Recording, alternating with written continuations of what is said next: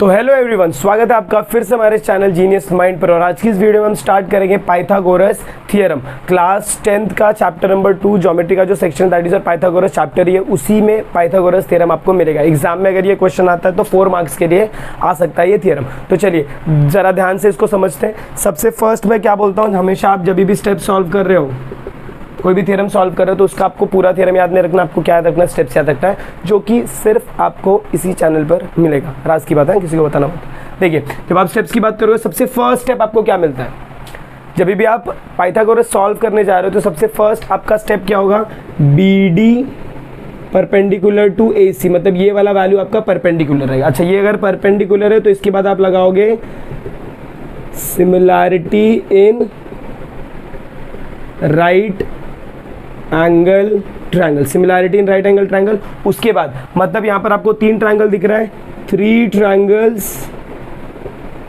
क्या हो जाएंगे, ये सिमिलर हो जाएंगे। अच्छा, अगर ये सिमिलर हो जाएंगे फिर हमको क्या करना है, 2-2 का जोड़ी लेना है, 2 का पेयरिंग लेना है, जिसमें एक बड़ा होगा और एक जो होगा वो छोटा होगा। 2 का पेयर आएगा तो फर्स्ट वाले से आपको क्या मिलेगा, रेशियो। इसको इक्वेशन 1 पुटअप करेंगे। फिर वापस से आप क्या करोगे, 2 पेयर लोगे, जिसमें एक क्या रहेगा, बड़ा रहेगा और एक क्या रहेगा, छोटा रहेगा। और इसका फिर से आपको क्या करना है, रेशियो लेना, और रेशियो को आप स्टेटमेंट नंबर 2 पुटअप करोगे। फिर आपको क्या करना है, ऐड करना है इक्वेशन 1 और 2 को। फिर आपका क्या हो जाएगा, HP, hence proof. Pythagoras theorem के लिए आपको ये पूरा स्टेटमेंट याद रखना। तो चलिए अब ये स्टेटमेंट के थ्रू हम क्या करेंगे, अपने पाइथागोरस थ्योरम को सॉल्व करेंगे। चलिए, जब इसके प्रूफ को आप चेकआउट करोगे तो प्रूफ में सबसे फर्स्ट यहाँ पर क्या स्टेप दिया है, BD परपेंडिकुलर टू AC दिया है। तो BD परपेंडिकुलर टू AC दिया है। जब मैं इसके स्टेप्स चालू करूंगा तो क्या लिखूंगा, in triangle ABC segment BD perpendicular to hypotenuse AC। अच्छा, जब ये हाइपोटेन्यूज AC, ये कहाँ से आ गया मेरे को, कंस्ट्रक्शन के थ्रू आ गया। इसके बाद में क्या लिख सकता हूँ, एक स्टेटमेंट लिख सकता हूँ, देयरफॉर ट्रायंगल, 3 ट्रायंगल है। पहला ट्रायंगल है ABC is similar to triangle ADB is similar to triangle BDC। ये तीनों ट्रायंगल आपके सिमिलर होंगे। और इसका रीजन आप क्या लिखोगे, similarity in right angle triangle, similarity in right angle triangle से ये तीनों ट्रायंगल आपके क्या हो जाएंगे, सिमिलर हो जाएंगे। तो हम देखो यहाँ तक पहुँच गए, 3 ट्रायंगल सिमिलर, यहाँ तक पहुँच गए। अब इसके बाद आपको क्या करना है, 2 पेयर लेना। अच्छा, जब आप 2 पेयर लोगे तो यहाँ पर 3 लोग हैं, 3 में से 2-2 का जोड़ी बनाना है, तो एक बड़ा रहेगा एक छोटा, तो 2 पेयर जिसमें एक बड़ा एक छोटा। तो यहाँ पर अगर मैं देखूँ तो ABC में मेरा बड़ा ट्रायंगल है और छोटा वाला ट्रायंगल कौन सा है, ADB। तो सबसे फर्स्ट मैं क्या लिखूंगा, in triangle ADB and triangle ABC, ये दोनों ट्रायंगल आपके कैसे सिमिलर है। तो फिर आप क्या लिखोगे, therefore triangle ADB is similar to triangle ABC। अच्छा, अगर ट्रायंगल सिमिलर होते तो उसके साइड्स को आप क्या लिख सकते हो, प्रोपोर्शनल में लिख सकते हो। भाई लोग देखो, प्रोपोर्शनल में लिखने के लिए आपको ट्रायंगल बनाने की जरूरत नहीं है। कैसे लिखते हैं प्रोपोर्शनल, देखो यहाँ पर AD है, यहाँ का फर्स्ट 2 वैल्यू उठाने का, यहाँ का फर्स्ट 2 वैल्यू उठाने का, तो रेशियो क्या मिलेगा, AD upon AB is equal to, यहाँ पर DB है, DB सेकेंड वैल्यू, यहाँ पर क्या रहेगा, BC रहेगा। फिर इसका फर्स्ट और लास्ट वैल्यू क्या है, AB है, तो AB लिखूंगा, और इसका फर्स्ट और लास्ट वैल्यू क्या है, AC। यहाँ पर रीजन में क्या लिखूंगा, CSST लिख सकते हो, corresponding sides of similar triangle. I hope आपको इतना समझ में आया। इसको आप क्या पुटअप करोगे, इक्वेशन नंबर 1 पुटअप करोगे। सिमिलरली अभी वापस ये वाला पेयर है हमारा हो गया, रेशियो हमको मिल गया, स्टेटमेंट 1 पुटअप कर दिया। चलिए आगे, 2 पेयर लेना है वापस। अब ये आपने क्या क्या किसका पेयर लिया, ADB और ABC का लिया, तो अब ADB को नहीं देखना। इसके अलावा कौन सा ट्रायंगल बच रहा है, ट्रायंगल BDC। तो आप क्या लिखेंगे, in triangle BDC and triangle ABC, triangle BDC is similar to triangle ABC। अच्छा, अगर ये सिमिलर है तो मुझे क्या लेना पड़ेगा भाई, रेशियो लेना पड़ेगा। तो रेशियो क्या होगा, BD upon AB is equal to next DC। यहाँ पर ये DC ले रहा हूँ तो यहाँ पर ये क्या ले लूँगा, मैं BC ले लूँगा। वापस फर्स्ट और लास्ट वैल्यू लूँगा, BC लूँगा, तो यहाँ पर फर्स्ट और लास्ट वैल्यू क्या रहेगा, AC रहेगा। अच्छा, जब इसको आप फर्दर सॉल्व आउट करोगे ना भाई लोग, फर्दर सॉल्व आउट, इतना तो आपने लिख लिया। अब इसके बाद इसको मैं क्या पुटअप करूँगा, रीज़न क्या आएगा, CSST, और इसको पुटअप करूँगा इक्वेशन नंबर 2।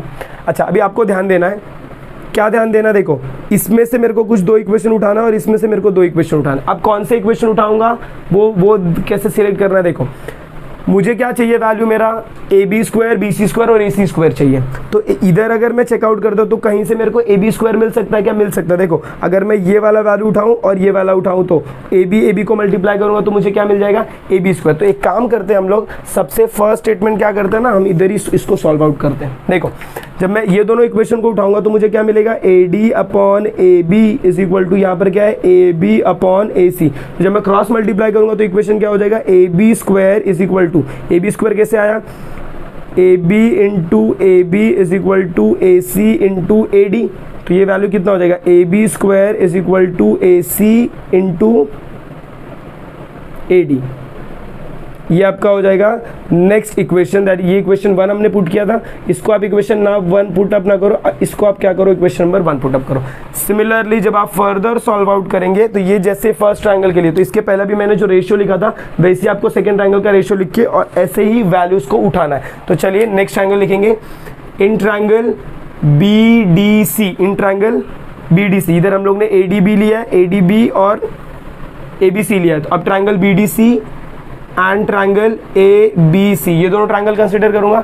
जब आप ये दोनों ट्रायंगल कंसीडर कर रहे हो तो इसमें क्या है, triangle B D C is similar to triangle A B C, similar है। वापस इनके रेशियोज आएंगे तो क्या होगा, B D upon A B is equal to D C upon B C is equal to last value कितना है, B C upon इधर कितना आ जाएगा, ए सी। ध्यान देना, फर्स्ट 2 वैल्यू तो ये first 2 value, second 2 value second 2 value, first और लास्ट, फर्स्ट और लास्ट। इसका रीजन आप क्या लिखोगे, सी एस एस टी। अब ए बी यहाँ पर देखोगे तो ए बी का काम हो गया, ए बी के साथ कौन है, बी सी। यहाँ से मेरे को बी सी मिलेगा क्या, मिलेगा भाई। देखो अगर मैं ये दोनों इक्वेशन को चेकआउट करूँ तो बी सी को बी सी से मल्टीप्लाई करूँगा तो बी सी स्क्वायर। तो ऐसे आपको इक्वेशन यहाँ से सिलेक्ट करना है। तो B C into B C करूँगा तो B C into B C is equal to D C into A C, ये डी है ओ नहीं, ये क्या हो जाएगा, B C square is equal to D C into A C हो जाएगा। आई होप आपको इतना समझ में आया। इसको पुट अप करेंगे इक्वेशन नंबर 2। अच्छा इक्वेशन 2, इक्वेशन फर्स्ट रेशियो से इक्वेशन 1 आ गया, सेकंड रेशियो से इक्वेशन 2। अब आपको क्या करना है, दोनों इक्वेशन को ऐड। क्यों ऐड, कैसे समझा, A B square plus B C square कैसे समझा, बिकॉज ऑफ टू प्रूफ। तो मुझे यहाँ पर क्या करना है, एडिंग इक्वेशन 1 एंड 2, इक्वेशन 1 और 2 को ऐड करूंगा तो यहाँ पर वैल्यू कितना। अच्छा ध्यान देना, जब भी आप ऐड करो तो राइट हैंड साइड ऐड होगा, लेफ्ट हैंड साइड ऐड होगा। तो यहाँ पर वैल्यू कितना है, A B square plus B C square होगा इज इक्वल टू, यहाँ पर जब इसको सॉल्व आउट करूंगा तो यहाँ पर क्या है, ए सी इंटू ए डी है, फिर प्लस लिखूंगा तो ये वैल्यू मेरा कितना है, ये वैल्यू कितना है, ए सी इंटू डी सी है। जब आप इसको फर्दर सॉल्व आउट करेंगे तो यहाँ पर आपको वैल्यू देखो कितना मिलेगा, ये हो गया मेरा A B square plus B C square is equal to, इसका जब आप ब्रैकेट ओपन करोगे ए सी इंटू ए डी का, और इसका जब आप ब्रैकेट ओपन करोगे तो आप दोनों में से क्या कॉमन ले सकते हो, बाहर ए सी कॉमन ले सकते हो क्या। चलो देखो ऐसे, ए सी मैंने बाहर ले लिया, जब आप ए सी बाहर लेते हो तो अंदर क्या बचेगा, A D plus D C बचेगा। अब आपको इतना समझ में आया। अब इसके बाद फर्दर आप क्या लिखोगे, A B square plus B C square is equal to, ये आपको ए सी तो ए सी मिल गया। अगर आप ध्यान से देखो तो A D plus D C आपको क्या मिलता है, ए सी मिलता है। तो यहाँ पर मैं मल्टीप्लाई में क्या लिखूंगा, ए सी लिखूंगा, और रीजन मेरा यहाँ पर क्या रहेगा, ए डैश डी डैश सी। ये ज़रा यहाँ पर कंफ्यूजिंग है क्योंकि मैं ये पार्ट नहीं रफ कर सकता, आपको वो भी लिखना है। तो ध्यान दीजिएगा, इधर A dash C dash A dash D dash C आएगा। तो ये मेरा वैल्यू कितना हो गया, A B square plus B C square is equal to A C into A C कितना हो जाएगा, ए सी स्क्वायर। लास्ट में आपका स्टेटमेंट क्या आएगा, हेंस प्रूव्ड आएगा। आई होप आपको ये पार्ट पूरा समझ में आया। क्या किया आपने, सबसे फर्स्ट आपको ये स्टेप्स याद रखना है। स्टेप्स के अकॉर्डिंग अगर आप सम सॉल्व करेंगे तो कभी भी आपका सम रॉन्ग नहीं होगा। Please take a note of this. तो अगर आपको ये थ्योरम समझ में आया तो प्लीज़ अपने फ्रेंड्स के साथ ये थ्योरम को शेयर करिए। चैनल पर नया तो चैनल को सब्सक्राइब करना ना भूलें। मिलते हैं अगली वीडियो में, तब तक के लिए have a good day and take care.